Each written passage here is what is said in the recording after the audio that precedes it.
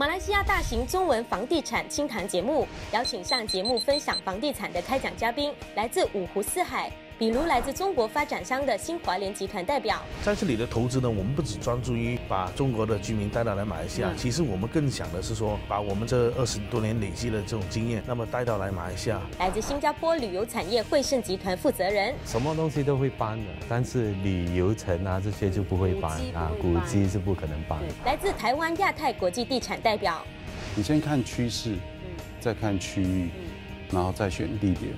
如果你这个部分你选对的话呢，你大概70%都错不了。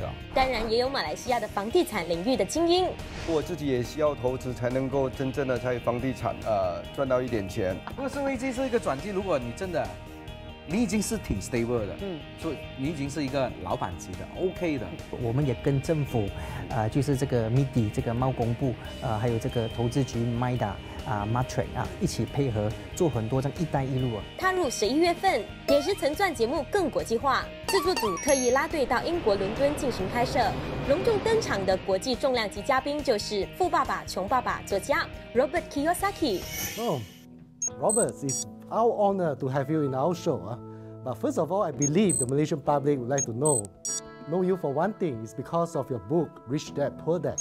What inspires you to write about this book? Well, Rich Dad, Poor Dad is a true story about my two fathers. My real dad was a PhD, head of education, government official, but he knows nothing about money. So he's the smartest guy in town, but he's poor. And then my rich dad was my best friend's father, and he was an entrepreneur, never went to school. So Rich Dad, Poor Dad is a story of what two fathers, one rich, one poor, one educated and poor, and one uneducated and rich, tell their two sons about money. So that's why I wrote Rich Dad, Poor Dad, because what's going on in the world today, we have this huge gap right now between the rich and everybody else. Yes. And there's many reasons for that, why the gap gets bigger and bigger. But one reason is our school system still has no financial education in schools.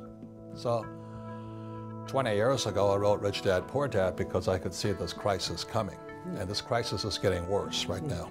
You know, if there's too many poor people, that leads to rebellion and anarchy. 富爸爸穷爸爸是改编于作者亲身经历，这是他实实在在的成长经验。这本书在1999年4月在美国出版。仅仅半年时间就创下销售100万册的佳绩，中文版于2000年9月面世后，连续18个月蝉联全国图书销售排行榜第1名。之后，此书发行109个国家，总销量突破2900万册。富爸爸穷爸爸创造了通俗理财读物销售的神话，更有人号称全世界亿万读者因阅读本书而改变了命运。And I understand from your latest book, The Second Chance.And as well as your previous publications, you are actually predicting that as early as 2016, there may be a global economic crisis, right? You mentioned just now, wow, the rich and the poor, but is there any second chance for us at the moment? Why no? No, it's up to the person. Okay. Look, I wrote a book called Rich Dad's Prophecy. I started it in 1999. Because I could see the markets topping. You know what I mean? They're going up, down, up, down, up, down. So I wrote that in 1999, and I published it in 2002, and I said the biggest crash was coming in 2016. I also said that there would be a crash prior to 2016, and that would be very, very big, and then 2016 would be the monster crash. So my predictions are on schedule. 2007, as you know, the Dow topped 14,000. And then it came down, and then Lehman Brothers went bankrupt, AIG went bankrupt, Goldman Sachs should have gone bankrupt, and Morgan Stanley. But that was the warning that 2016 is coming. So the question is 2016 coming? Well, for millions of people, it already has. Because today, all across the world, you have rich, which is less than 0.5% in America, and everybody else. So the middle class in America is sliding into poverty. It's only going to get worse. So that's why I wrote Second Chance, but that's why I also wrote Rich Dad, Poor Dad, which came out in 1997. I could see this crisis coming. It's only going to get worse.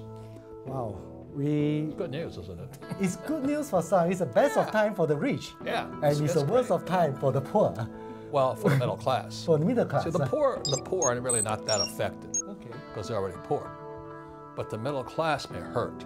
You know, if you're used to having a nice lifestyle and all this, and suddenly it gets taken away, then you get upset. You know. I see. So what separates?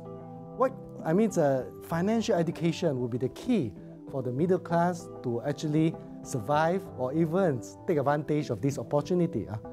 And in our part of the world, Malaysia, we have been worship. I should use the word worship because we believe that you actually introduce this concept of financial education to us.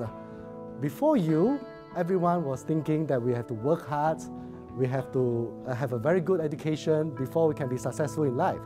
But after what you have written about in Rich Dad Poor Dad, it seems that we can actually achieve financial freedom by just acquiring the right type of assets. The right type of assets, do you have any secrets for us? What is the asset that you believe that will be able to let the middle class exiting the right race? Well, the middle class really doesn't have a chance because of middle class values. And a poor person will never become middle class because of their poor values. And the only person that can become rich is somebody willing to change their values and what they think is important in their life. So like in most of my family, they're very middle class, they're poor. You know, they're master's degrees, PhDs. And they value the PhD. They value, I have a master's degree. And they value they have a good job. So as long as you value that, that's very middle class. So until your values change. So I only write for those who want to be rich. And those who want to be rich then say, well, maybe I've got to make some changes. The government's not going to change, but I got to change. Okay. So Rich Dad, Poor Dad, the Rich Dad Company, and everything I talk to are only to people who want to be rich. Most middle class people want to be secure. There's a very big difference between security and freedom. And I don't want a job. I don't want a savings account. I don't want to invest in the stock market, you know, and I don't want to be told what to do. So I travel the world, I do what I like, I invest all over the world because I want my freedom. So a rich person wants their freedom. This, you know, we've seen it all over the world. There's a lot of people in Malaysia, because, you know, Malaysia reminds me very much of Hawaii. It looks like Hawaii. It's a second home, I should say that. Well, always the same, you know, you have the rich white guys, and then you have the Asians, and then you have the Hawaiians in Hawaii. And, you know, the Hawaiians are getting wiped out. I mean, they're getting creamed. And then the Asian guys getting their butts kicked by the white guys. You know, the white guys own everything out there. Chinese are doing good, though. Chinese are doing good. But anyway, so Malaysia and Hawaii are very much the same, but it has to do with what you want to do. You know, Hawaii right now has the highest homeless population in the United States. Highest per capita. More people are homeless today, but they still believe in going to school. You know, to me, that's really silly, you know. So the problem is growing worse, and I only speak to those who realize they got to make some changes. That's my story.